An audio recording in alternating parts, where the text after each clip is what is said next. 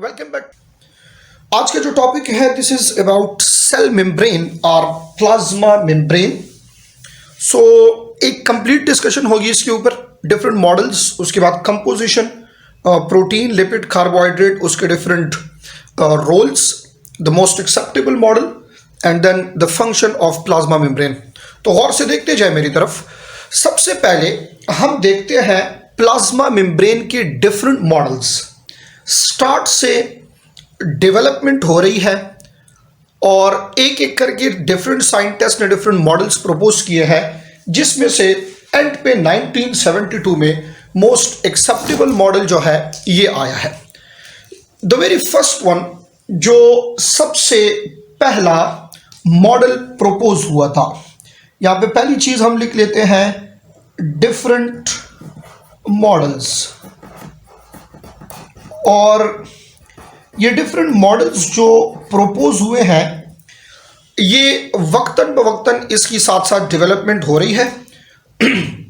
So the very first model, सबसे पहला model जो है ये 1925 में प्रपोज हुआ। 1925 में जो पहला मॉडल था वो कौन सा मॉडल था और किसने प्रपोज किया? 1925 में साइंटिस्ट जो है ये है गॉर्टर एंड ग्रेंडल।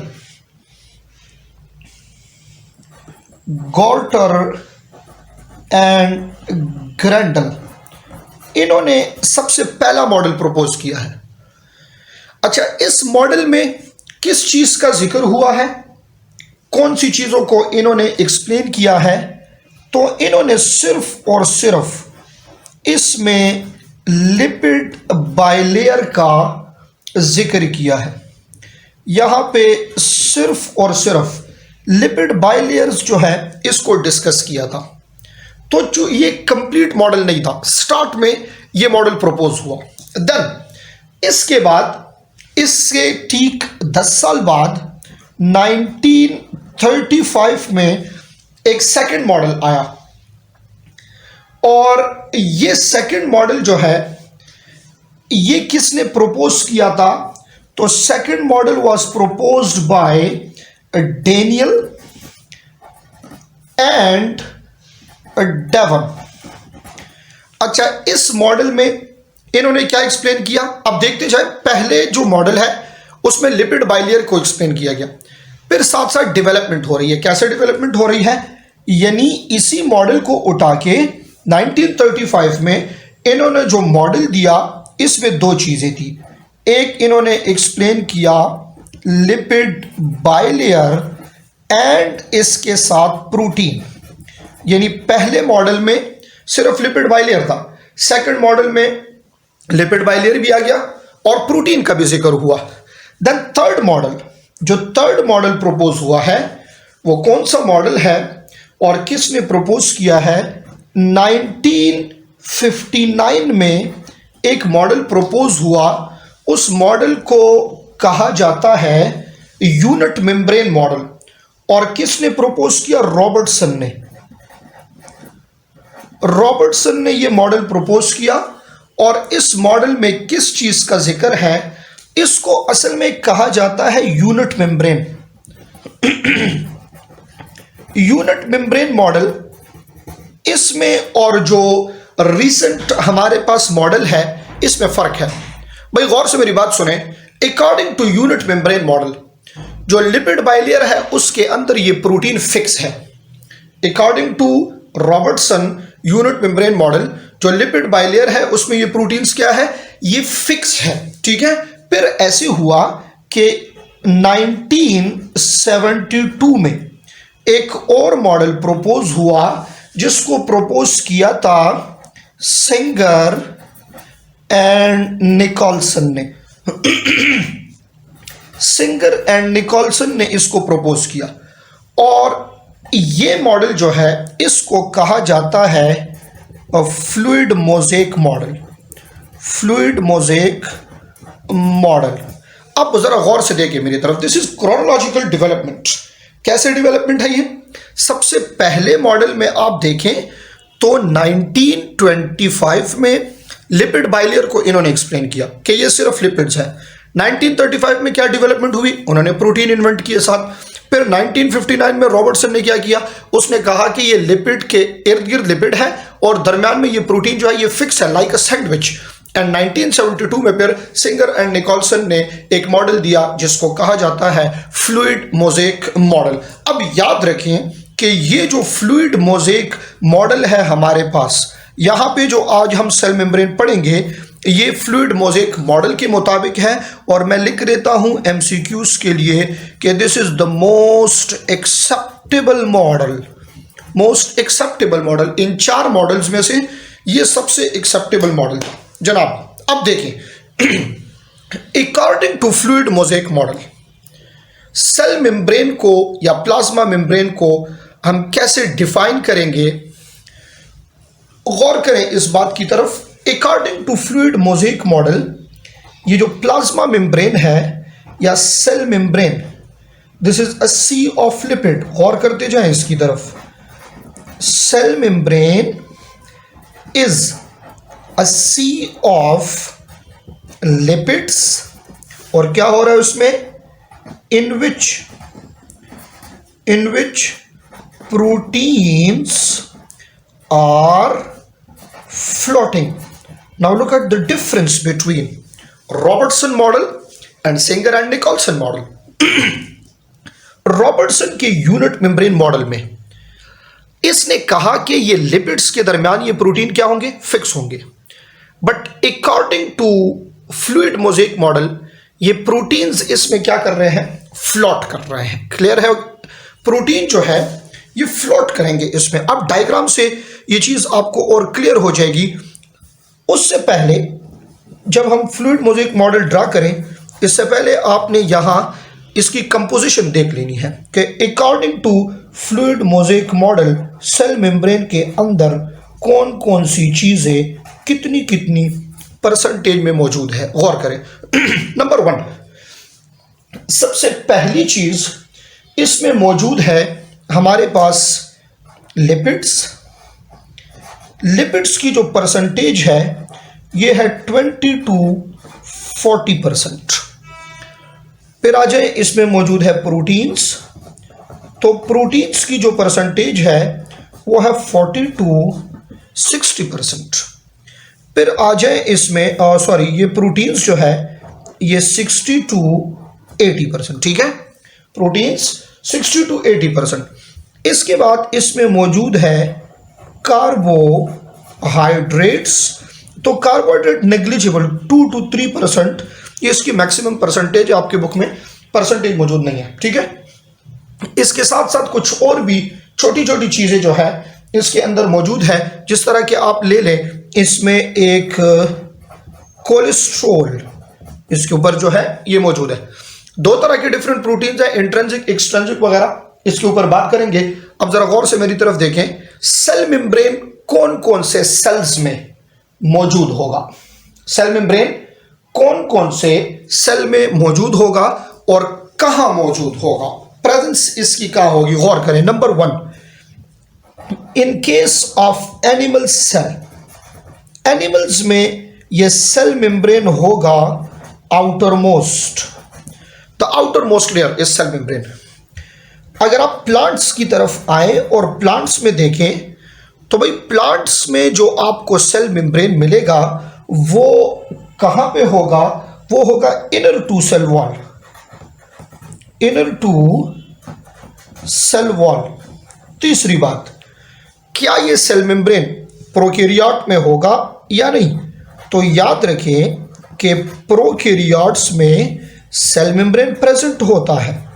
कहां पे प्रेजेंट होगा, जिस बैक्टीरिया में सपोज सेल वॉल है तो उसमें beneath the cell wall inner to cell wall होगा। जिसमें सेल वॉल नहीं है लाइक माइकोप्लाज्मा, उसमें वो आउटर मोस्ट होगा। क्लियर हो गई ये बात। तो सेल मेम्ब्रेन भाई ये हर एक सेल में प्रेजेंट है, प्रोकैरियोटिक में भी है, यूकैरियोटिक में भी है, प्लांट्स में भी है, एनिमल्स में भी है, फंजाई में भी है। इन सब में जो है सेल मेम्ब्रेन हमारे पास ये मौजूद होगा। क्लियर हो गई ये बात। अब हमने जो बात करनी है, जिस मॉडल को डिस्कस करेंगे वो है फ्लूइड मोज़ेक मॉडल, जिसकी डेफिनेशन यहाँ पे मैं लिख चुका हूँ कि according to fluid mosaic model cell membrane is a sea of lipid in which proteins are floating. Intrinsic protein, extrinsic protein और कार्बोहाइड्रेट ये कहाँ पे है? अच्छा, ये याद रखें कि इसके अंदर ये जो मॉलिक्यूल्स हैं प्रोटीन, लिपिड, कार्बोहाइड्रेट, ये कौन से फॉर्म में होते हैं भाई? ये कंजुगेटेड फॉर्म में होते हैं। इधर देखिए गौर से, कंजुगेटेड फॉर्म में। लाइक फॉर एग्जांपल, अगर आप सबसे पहली बात तो आप लिपिड्स की अगर करते हैं तो ये लिपिड्स, इसमें फॉस्फोलिपिड है। कौन सा लिपिड है? फॉस्फोलिपिड है, क्योंकि लिपिड्स की टाइप्स आपने देखी है ना, उसमें से ये फॉस्फोलिपिड है। फिर ये मॉलिक्यूल कंजुगेटेड मॉलिक्यूल के फॉर्म में है। लाइक फॉर एग्जांपल आप इसमें देखें तो ग्लाइको प्रोटीन है, प्रोटीन और कार्बोहाइड्रेट। आप देखिए तो इसमें ग्लाइको लिपिड के फॉर्म में है, लिपिड्स और carbohydrate. Lipoprotein, protein and lipid, ये सारी चीजें इस तरह कंजुगेटेड मॉलिक्यूल के फॉर्म में मौजूद होती हैं।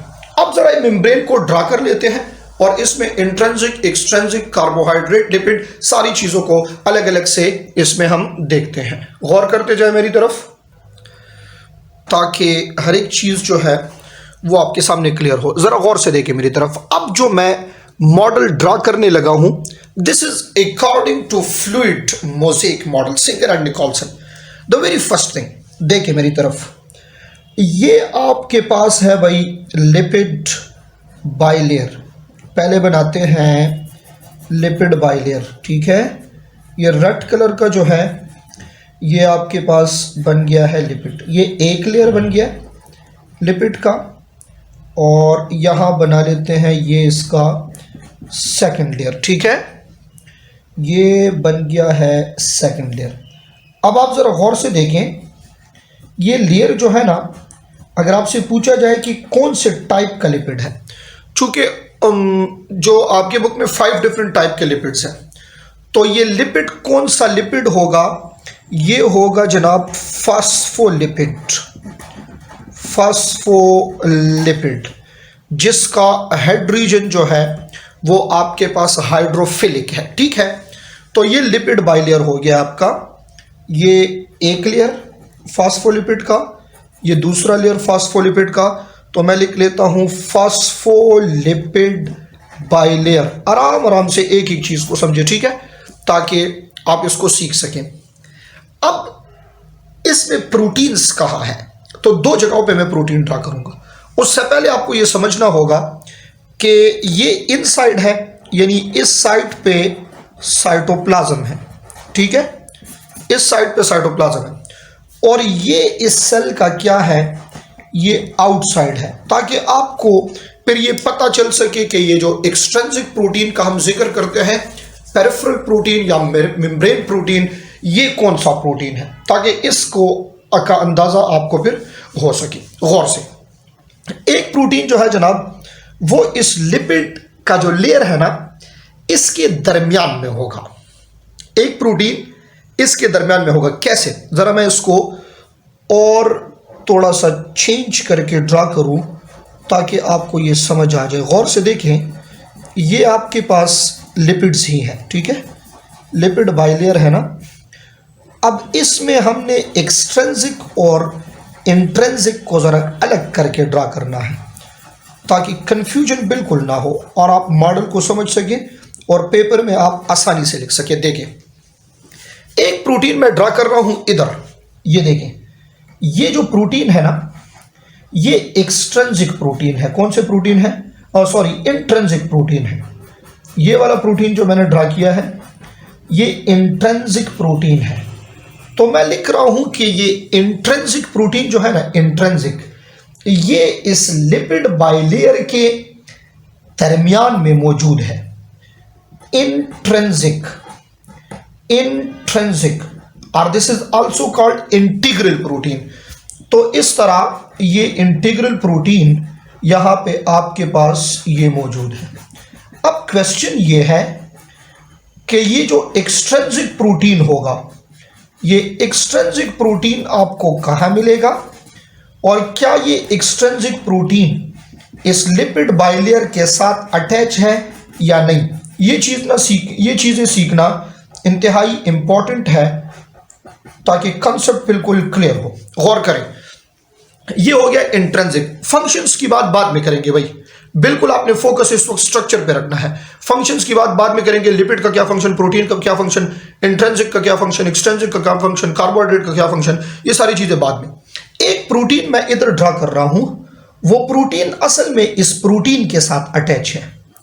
ये प्रोटीन जो है ना, ये वाला, ये इस प्रोटीन के साथ अटैच है, not carbohydrate, and this is now called extrinsic. तो आप ये याद रखें कि एक्सट्रिंसिक सेल मेम्ब्रेन के एक साइड पे है, this is present on one side, और वो कौन सा साइड है, वो इनर सरफेस है। क्या है वो? सरफेस है। तो एक्सट्रिंसिक सरफेस प्रोटीन है, और जो इंट्रिंसिक है वो इस लिपिड बाइलेयर के दरमियान में पड़ा है। क्लियर हो रही है बात? अब देखिए तो कार्बोहाइड्रेट्स जो है ये कहां पे होंगे? आपने भाई इस वक्त तीन चीजें देख ली हैं, लिपिड बाइलेयर, एक्सट्रिंसिक प्रोटीन और इंट्रिंसिक प्रोटीन। अब जो कार्बोहाइड्रेट है ना, वो आपको दो जगहों पे मिलेंगे। कार्बोहाइड्रेट आपको प्रोटीन के साथ अटैच भी मिलेंगे, और ये कार्बोहाइड्रेट आपको लिपिड के साथ अटैच भी मिलेंगे। तो गौर करें आप मेरी तरफ, एक जगह पे होगा ग्लाइकोप्रोटीन और दूसरे जगह पे आपको मिलेगा ग्लाइकोलिपिड। कैसे? इधर देखें, स्पेशली हियर, ये जगह, इधर कुछ कार्बोहाइड्रेट्स पड़े हैं जो कि लिपिड्स के साथ है। So this molecule is called glycolipid. क्या है ये? ग्लाइकोलिपिड। अब कुछ मॉलिक्यूल ऐसे होंगे, लाइक ये देखिए, ये सपोज एक प्रोटीन है, और इस प्रोटीन के साथ यहां पर कार्बोहाइड्रेट अटैच है। तो ये मॉलिक्यूल जो आपके पास मौजूद है, ये होगा ग्लाइकोप्रोटीन।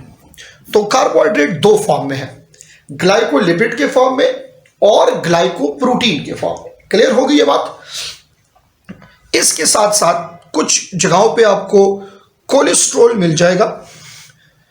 कोलेस्ट्रॉल जो है ये प्रेजेंट होगा।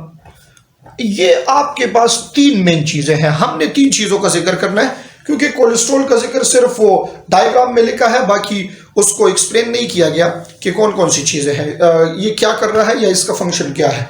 अब आ जाए इसके रोल्स के ऊपर। सबसे पहले जो लिपिड बाइलेयर है, लिपिड बाइलेयर, आपके बुक में एक सेंटेंस लिखा है कि सेल मेम्ब्रेन फंक्शनली डाइवर्स है, बहुत सारे फंक्शंस हैं इसके, ठीक है। तो हम वन बाय वन इसका जिक्र करते हैं। सबसे पहले हो गया जनाब लिपिड। तो जो आपके पास लिपिड है मेम्ब्रेन, कौन सा लिपिड? फास्फोलिपिड जो है, ये परमिएबिलिटी के लिए है। कौन सी परमिएबिलिटी होगी भाई? इसकी वजह से, लिपिड की वजह से जो सेल मेम्ब्रेन है वो होगा आपके पास डिफरेंशियली परमिएबल। सेल मेम्ब्रेन इस लिपिड की वजह से होगा डिफरेंशियली परमिएबल। क्या मतलब है इसका? अब आपको इस डायग्राम की तरफ देखना होगा, गौर करें मेरी तरफ। फास्फोलिपिड है ना, तो चूंकि फास्फोलिपिड में हेड रीजन भी है और टेल रीजन भी है, तो भाई ये डिफरेंशियली परमिएबल जो है, इसकी वजह से नॉन पोलर मॉलिक्यूल जो है ये आसानी से पास होंगे और पोलर पास नहीं होंगे, ठीक है। तो लिपिड्स की वजह से नॉन पोलर मॉलिक्यूल जो है ये पास होते हैं। इसलिए मैं यहां पे लिख लेता हूं, this is responsible to pass the non polar molecules. Clear हो गई ये बात? अब आ जाएं प्रोटीन्स की तरफ। एक होगा इसमें मेम्ब्रेन प्रोटीन, जो हमने जिक्र किया है ना एक्सट्रिंसिक का, मेम्ब्रेन प्रोटीन।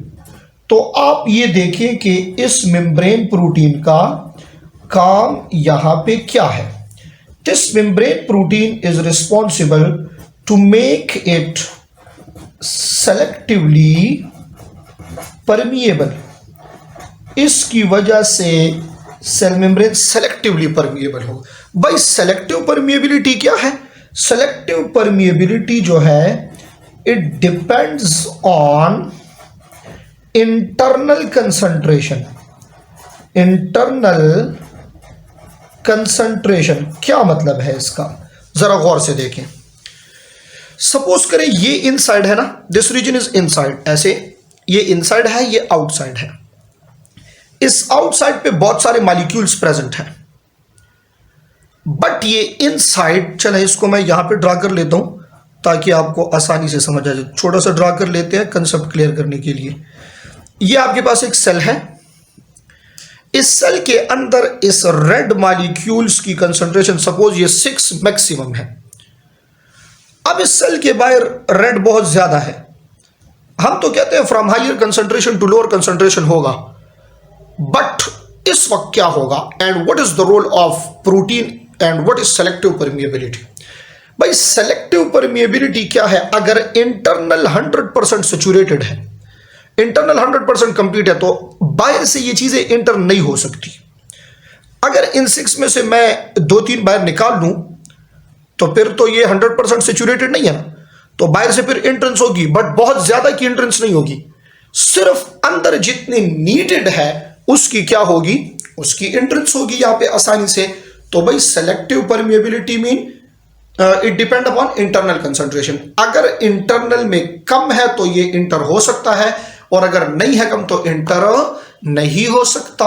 इट मींस के इंटरनल कंसंट्रेशन अगर पूरी है तो cell membrane will act as impermeable, and if internal concentration पूरी नहीं है, जगह है, that will act as permeable, and this is the role of what membrane protein, जो आपके पास एक्सट्रिंसिक प्रोटीन है। क्लियर हो गई ये बात। चले जी, दूसरा प्रोटीन जो हम कहते हैं इंट्रिंसिक या इंटीग्रल प्रोटीन।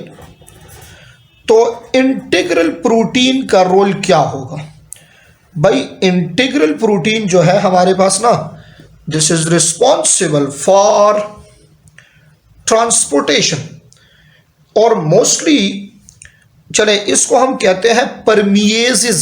क्या कहते हैं, परमिएजेस कहा जाता है इसको।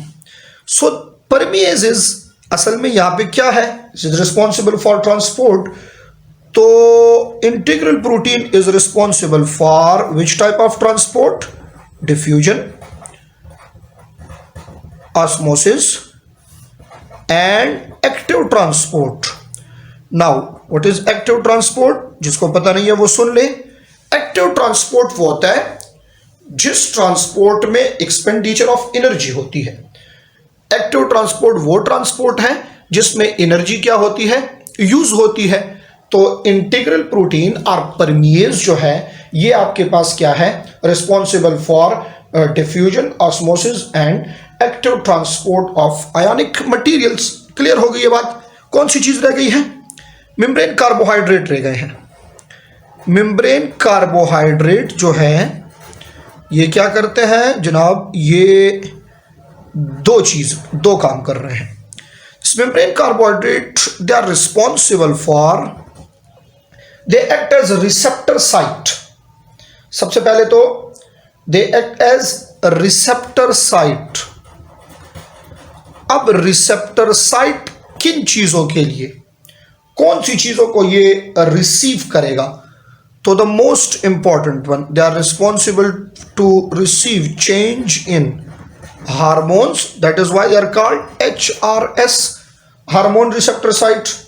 दे are also responsible to receive nerve impulse. जिस तरीके से मैं लिख रहा हूं, अगर कोई उसको इसी तरीके से फॉलो करे और याद करे इसी फ्लो शीट को, तो फिर आपके लिए बहुत आसान होगा। नर्व इम्पल्स को ये रिसीव कर रहा है। Responsible to recognise the antigen, कोई एंटीजन अटैक कर रहा है उसको रिकॉग्नाइज कर रहा है। Responsible to recognise the food material. इन चीजों के लिए भाई ये इन चीजों को रिसीव करता है। जब ये रिसीव करेगा तो what would happen, they are responsible to inform the cell for response, ताकि सेल क्या करे, ये रिस्पॉन्स शो करे। ठीक है, सेल क्या करे, रिस्पॉन्स शो करे। एक काम ये हो गया इसका, act as receptor site. and inform the cell for response. The second function जो कार्बोहाइड्रेट का है, that function is endocytosis, and you know कि एंडोसाइटोसिस में फिर आपके पास दो तरीके हैं, एक को कहा जाता है फेगोसाइटोसिस और दूसरे को कहा जाता है फेनोसाइटोसिस। जो फेगोसाइटोसिस है ये ईटिंग का प्रोसेस है, ईटिंग ऑफ सेल, एंड फेनोसाइटोसिस जो है ये किसका है, ये ड्रिंकिंग का प्रोसेस है। ऑलरेडी जानते हैं आप इन चीजों को। तो ये आपके पास मेम्ब्रेन कार्बोहाइड्रेट का फंक्शन है। Glycoprotein and glycolipid they act as surface marker, they act as receptor site, they are responsible for a function called endocytosis. भाई इस पे एक एमसीक्यू अक्सर आ जाता है। वो एमसीक्यू ये है कि which of the following can act as receptor site, कौन सा रिसेप्टर साइट हो सकता है। तो दो चीजें आपने देख ली है, एक्सट्रिंसिक प्रोटीन एंड कार्बोहाइड्रेट, ये दोनों क्या है, ये आपके पास they can act as a receptor site. Clear हो गई ये बात। Membrane protein and membrane carbohydrate ये दो चीजें क्या है, they can act as receptor site, एक एनवायरनमेंट के लिए, दूसरा जो है वो भी इसी तरह hormones, nerve impulse, antigen, food particles etcetera, इन सब के लिए ये रिस्पॉन्सिबल है। क्लियर हो गई ये बात। द लास्ट सब टॉपिक फॉर सेल मेम्ब्रेन वो है हमारे पास फंक्शंस ऑफ सेल मेम्ब्रेन। तो जरा इसके ऊपर भी नजर दौड़ा लेते हैं कि सेल मेम्ब्रेन जो है ये कौन कौन से फंक्शंस में इन्वॉल्व है, गौर से देखते जाएं जरा। और ये सेल मेम्ब्रेन का एक कंप्लीट आपने इसके सब टॉपिक्स में इसको डिवाइड करना है। सबसे पहले डिफरेंट मॉडल्स जो है वो आपने देख लिए हैं, फिर फ्लूइड मोज़ेक मॉडल के मुताबिक डेफिनेशन देख ली है, लिपिड्स, प्रोटीन, कार्बोहाइड्रेट की कंपोजिशन कितनी कितनी है इसमें परसेंटेज के लिहाज से, सेल मेम्ब्रेन कौन कौन से सेल्स में कहाँ कहाँ पे मौजूद है, उसके बाद role of protein, role of carbohydrate, role of lipid, ये सारी चीजें। And now look at the overall functions of lipid, क्या क्या फंक्शंस कर रहा है सेल मेम्ब्रेन। अच्छा, अगर साइज सेल मेम्ब्रेन का, प्लाज्मा मेम्ब्रेन का पूछा जाए तो आपकी बुक में लिखा है दिस इज 7 नैनोमीटर वाइड। ठीक है, तो ये आपने याद रखना, ये चीजें अक्सर एमसीक्यूज में पूछी जाती है। Now look at the functions of plasma membrane. अब जो है फंक्शंस इसके क्या क्या है, क्या फंक्शंस ही कर सकता है, जरा गौर करें मेरी बातों की तरफ। The very first important thing, cell membrane जो है ना, ये इसमें आपके पास हाइड्रोफिलिक रीजन है, हाइड्रोफोबिक रीजन भी है कुछ। जो आपके पास इस सेल मेम्ब्रेन में लिपिड्स हैं, वो लिपिड्स असल में यहां पे एक बैरियर है। गौर से देखें मेरी तरफ। सपोज करें कि ये आपके पास यहां सेल मेम्ब्रेन है ना, और यहां पे ये साइटोप्लाज्म है, तो उसके साइटोसोल में वाटर होगा ना। तो असल में इस सेल मेम्ब्रेन का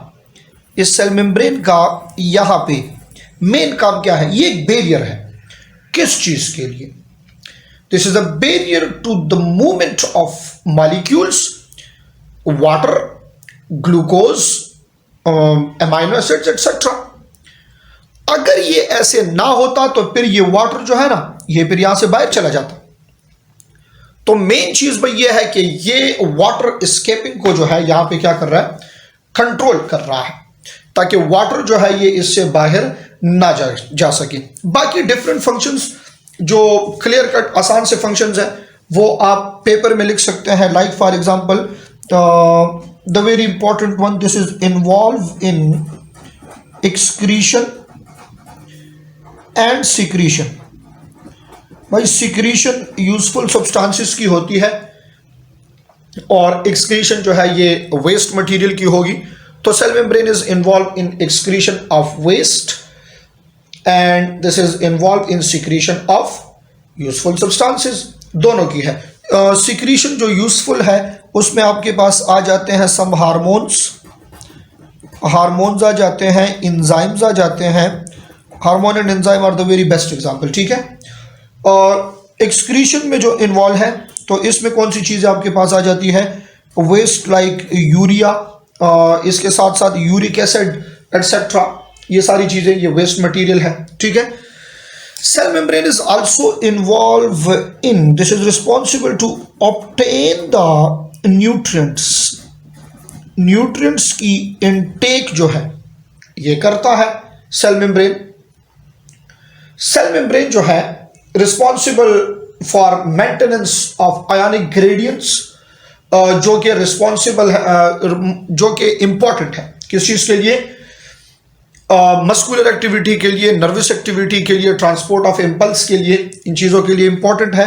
सो सेल मेम्ब्रेन जो है ये इन्वॉल्व है, आयोनिक ग्रेडियंट को जनरेट कर रहा है, आयोनिक ग्रेडियंट में इन्वॉल्व है। This is also involve in maintenance of pH, ठीक है, also involve in maintenance of ionic concentration, इन सारी चीज़ों में ये इन्वॉल्व है। तो ये डिफरेंट फंक्शंस है हमारे पास।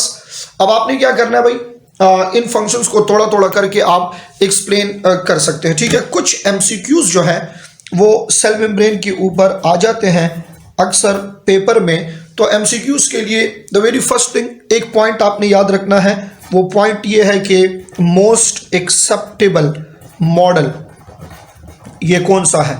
अब ऑलरेडी इसको मैं लेक्चर में एक्सप्लेन कर चुका हूं। दूसरी बात, what is the function of lipids, यानी लिपिड्स की वजह से जो परमिएबिलिटी है ये क्या होगी, ये इससे आ सकता है एमसीक्यूज में। प्रोटीन की वजह से जो परमिएबिलिटी है ये आ सकता है, यानी सेलेक्टिव परमिएबल किस वजह से है, सेमी परमिएबल किस वजह से है, which one can act as receptor site, ये आ सकता है इससे। Membrane carbohydrate, membrane lipid etcetera, membrane protein, membrane carbohydrate, membrane protein, ये आ सकता है। Which protein is responsible for transport.